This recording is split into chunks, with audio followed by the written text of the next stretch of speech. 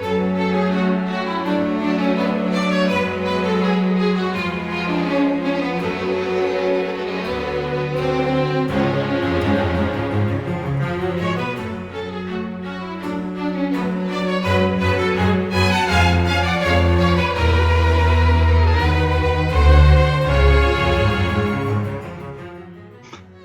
and welcome back to the podcast. Today's film we'll be talking about Parasite, directed by Bong Joon Ho. Right, so this film has actually been nominated, it's won an Oscar for Best Picture, alongside Best Director and Best Original Play. So I originally just watched the film, and I would say it's my second favourite film. I actually really enjoyed it. Before we come on to me, I'm going to go on to Owen. What's your first impressions of the film when you watched it? Well, so I watched the film first time last year. Last year at some point, and I really liked it. But I didn't, because apparently this film was also sort of a comedy. It's meant to be a bit of a comedy as well. I just didn't find it funny at times. I did not see what the humour was. But then I watched it for the second time yesterday in black and white. For some reason, and I found it a lot funnier than I remembered it was. I think it's a really amazing film. It has one of the best sequences, I think, ever. And I just really love the film. Okay, that's nice. Yeah, Daniel, what about you?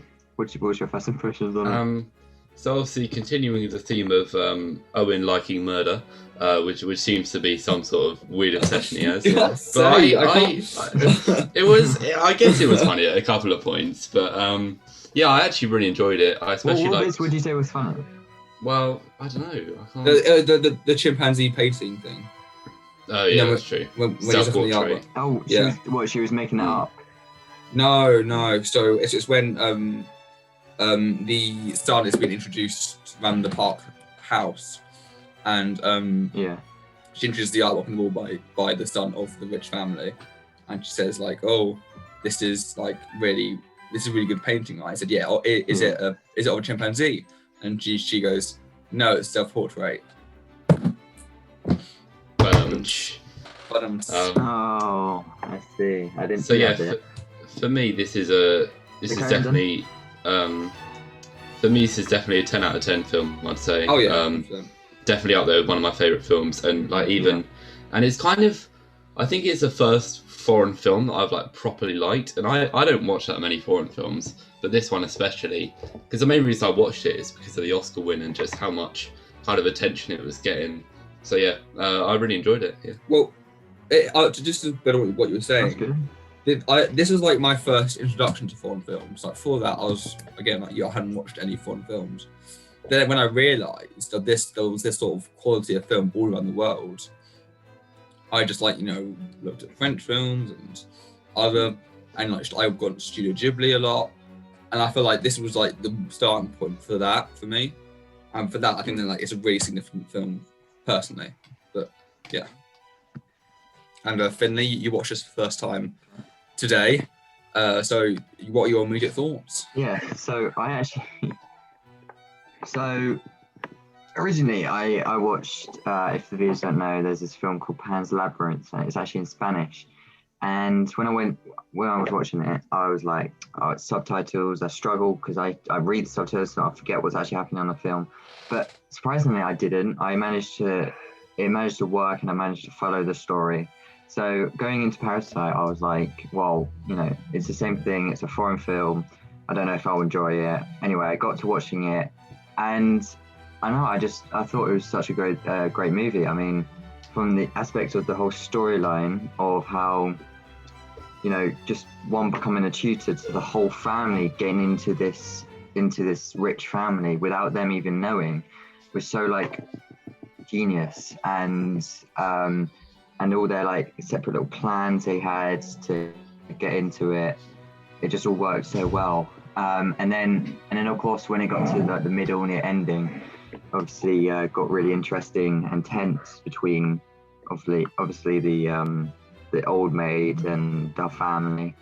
And then the ending definitely satisfied me with how it ended, because it made me shocked because the father died, but then I was almost happy that he bought the house again and saw his father. No, he didn't. Which I he thought didn't. was really cool and He didn't. creative. I'd say definitely a 10 out of 10. Huh? He didn't buy the film yet, buy the house yet. Well, he said he would. Okay. So this is a good transition, right? Okay, so one of the main strengths of the film is how layered the story is, and I think one of the biggest aspects is obviously poor versus the rich. And at the end, he obviously says he's going to buy the house, he's going to get a good job, and buy the house with his mum and let his dad come out from under the basement and be free again. But what we think the film's over by then it sort of fades to black and then it fades back out into a shot, basically the same shot at the start of the son in the half, I think it's like a half basement apartment in Korea. I don't know what it's called. So the whole idea behind that is, no matter it would take him so long, it's basically impossible for a man like him in his financial position to get to that spot of buying the house. And I think in the credits, the very last credits, Bong Joon Ho actually wrote a song which the son performed at the end called however many thousands of hours that would take him to actually do that. So in the end, he doesn't buy the house. It's just a dream he has, but it's impossible for him because he's so poor. Yeah, it's a really quite depressing ending, but I think the layered story, but really rewards you on more rewatches. Yeah, I know there's actually a hidden message between the weather in this movie. I'm not sure what it is. Yes, there is. That's a good point, actually. About climate change or something. Not about climate change, but the rain sort of ties in. There's all I've watched and read articles about it. There's a running motif in the film about stairs. So when Simon first goes into the park home, which is the rich people, he goes up a flight of stairs into this luxury space. And stairs are always the main point of whenever something's about to happen, when the mum spots the maid possibly having tuberculosis and stuff like that. But then when the rainstorm happens, you see them and they've escaped the house. You see them go down these flights of stairs that are really, really deep, and it gets lower and lower and lower below the high prestige where the Parks family live.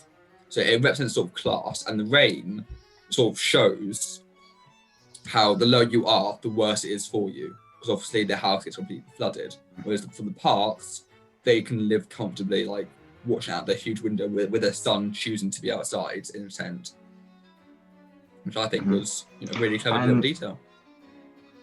Yeah, and also near the end, the father actually does stab the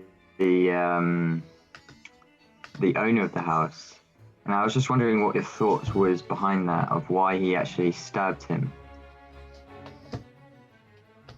Well, I've got a point early, so I'm just going to disregard your question there.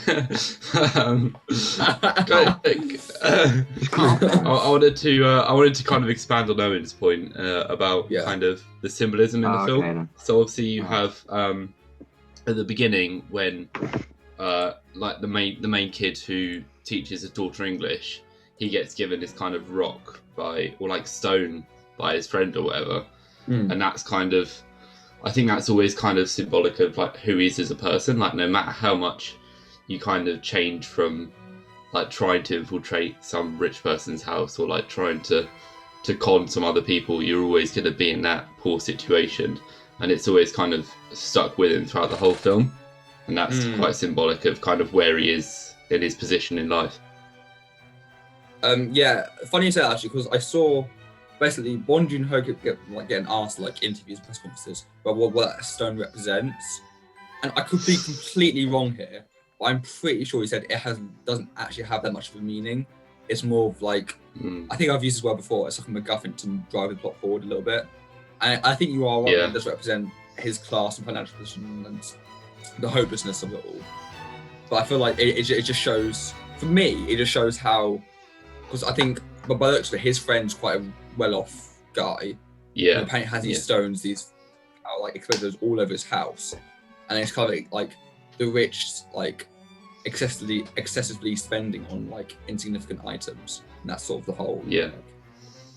I think it's quite clever as well as a kind of a prop basically, because it's very ambiguous as to what it means in the film, which is why so many people have had these kind of interpretations about what it means. Because there's also stuff like, it's just like it's like his friend taking pity on him in a way, just like saying, I'll have this, but like it's still considered worthless. Like it doesn't mean anything to him. It's just a book. But then that could also be like, it's very ambiguous, which is really clever from the director's part, obviously. Definitely. No, I agree. And this book has some pretty beautiful cinematography and shots. So yes, it does. I think especially the one that's kind of stands out to me is you have the whole family in the Park's house in like the garden, and they're like doing hammer swinging or something. Oh yeah, no, that's that shot with the sunset. It just works so well. So I was wondering if you guys had like a fun fact about that shot. That half of that house is completely CGI, like the trees and the sky and the top of the house. That's not real. Yeah, which I thought was a nice little detail. But no, I loved cinematography in the film. I mean, the way it captured these like sort of grand houses at the parks, and it was really good at showing the contrast between rich and poor and stuff like that. And these big open spaces. And I mean, I saw it in colour the first time, and I think the colours were really nice. You know, very vibrant and bright, vibrant. But I saw him. To prepare for this episode, I watched it in black and white just to see it was there, and thought I might as well see how it is, because I think Bong Joon Ho like edited it himself or something like that. And it's weird how, I mean, this is a very obvious thing to say, but how it just makes it having it in black and white makes it so black and white about how obviously rich they are and how obviously poor they are. You like the dirt on the walls of the Kim family are so prevalent, and it just like sort of really exposes their living conditions and how poor they are. So I do prefer the colour version though, because it is. I suppose that's quite clever in terms of like how like diverse a film could be, because you've got obviously the black and white film and the colour version. So then it can have like multiple meanings from however you watch it. Like as you say, the black and white has more kind of undertone, and the cinematographer, which is, I mean, I'm gonna pronounce this incorrectly, but Song-Kyun Pyo, hopefully. But that's pretty good. Yeah, so he used like a wider lens when shooting this. But not. So it allows for kind of just more like varied shots, I guess. Kind of see the scale at which the Park family are living compared to just how utterly cramped and just like horrible the conditions are for like in the basement. So I think that's really clever in how that's shot. I was gonna actually say, I think the tracing of the characters with the camera, I thought was a really nice aspect. So from the start of the movie, when the son goes off to the job interview, and the dad looks at the door, and then it pans from him to the son. I thought that was a really nice shot. And when when they were like hiding in the house, and it just tracked them running away from the family, I thought it was a really nice aspect, and really, made it more tense in those scenes.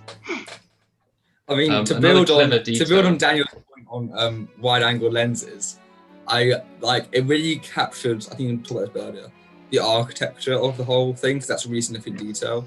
How the parks have this full floor-to-ceiling windows and big grand designs that stuff like that, and how the Kims live in a semi-basement house, and how that sort of contrasts how a window is viewed as a luxury in the film.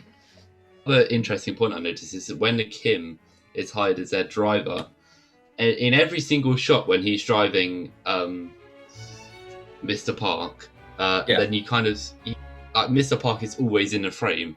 Like even if it's so the camera's either on Mr. Park or it's on Kim, but then he's still in the background.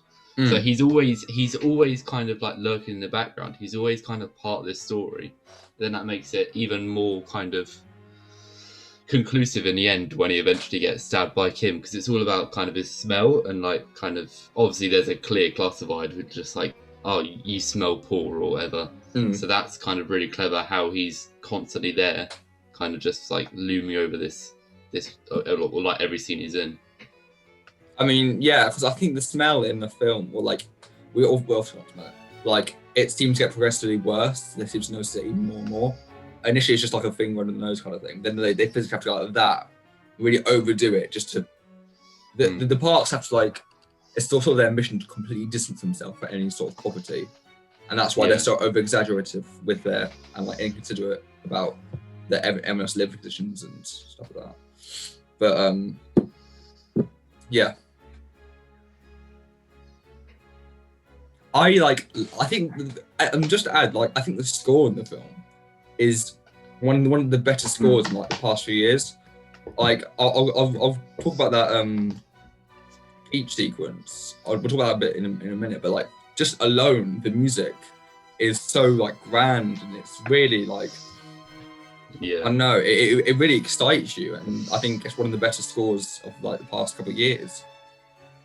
It's more kind of representative of the upper class in terms of how grand the music is, and just how like big the instruments sound. That doesn't make any sense. But like just how big the instruments sound. But yeah. The music is definitely a really good part of the film. It definitely adds to the experience. Well, yeah, we'll talk about music, so I'll go into the scene.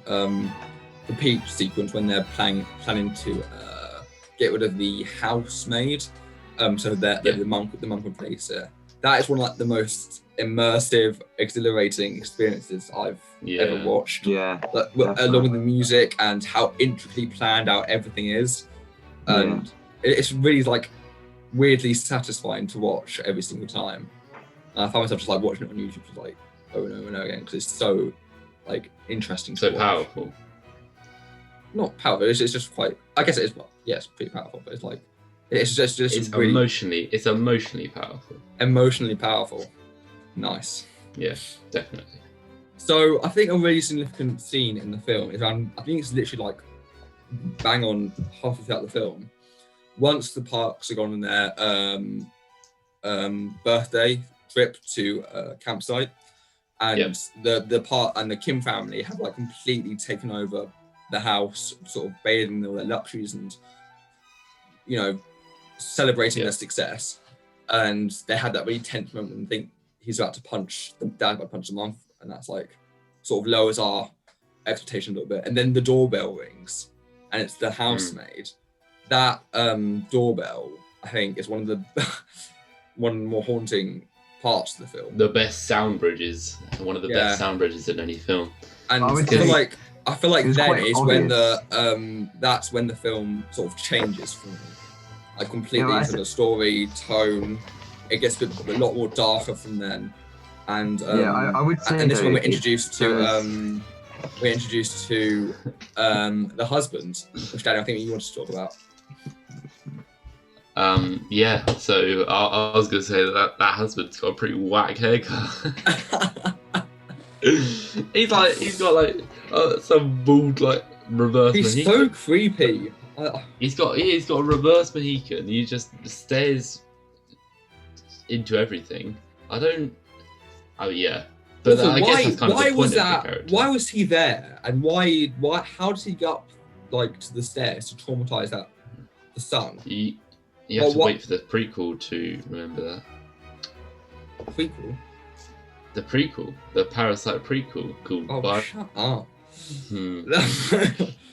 No, because like, why? I don't get it. I don't get why he would have gone upstairs, stopped midway just so it's there, to scare the kid, and then he would have gone away anytime with the parents not to notice anything.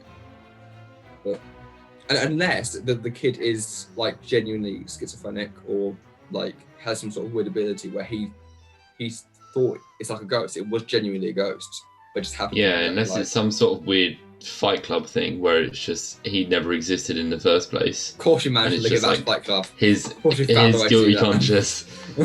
he just wasn't an actual character, and he was just kind of the guilty conscience. And then eventually, because isn't he the one that convinces the dad to kill the other? No, he runs into the party and stabs pretty much everyone, including the daughter. Yes. And then he gets shut down, and then Kim stabs the dad because of kind of how he smells or how he thinks. Actually, I think I might be wrong. His name's not Kim. I think in Korea, that's his surname, Kim. Oh.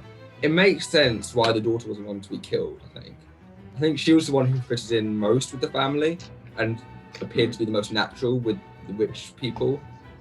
And that just sort of, well, I think that's Bong's way of saying, well, I don't think he actually believes in this, but I feel like that's like his sort of idea that if a poor person or like if someone in poverty then they can never come near to being rich. And that's what I think he's trying to say, what society's trying to say. Because as soon as she comes close, she gets killed. And that's like the whole depressing thing about it. And then that ties in with the final message, as you mentioned earlier, with just never getting there. Right, so that about wraps up the ThreeCameramen podcast. Thank you very much, guys, for listening. And we're going to get some final ratings, starting with Owen. So when I watched it the first time, that was one 9 out of 10. And now I would say it's a 10 out of 10. I loved it. I really loved this film. It's really great. Is that for both versions, black and white and colour? Yeah, I think I prefer the colour version. The colour version definitely a 10 out of 10. But the black and white version may appreciate it more, but I think the colour version's way better. They're still both 10 out of 10s. And for Finley? Well, you know, I only did have one favourite film, and that was Inglourious Basterds. So this would definitely be the same category as that, and I'd put it in my top 2 favourite films. 10 out of 10. 10 out of 10 then. Nice. Yeah. Right. And Daniel, what about you? So I would also have to rate this a faultless 10 out of 10. Just for its cinematic feat that it performed, and at the Oscars as well, it did great. So yeah. A great Korean win. Yeah. So thank you. Leave suggestions. Leave suggestions in the comments. And subscribe and like. Subscribe, like. Thank you. Bye. Bye.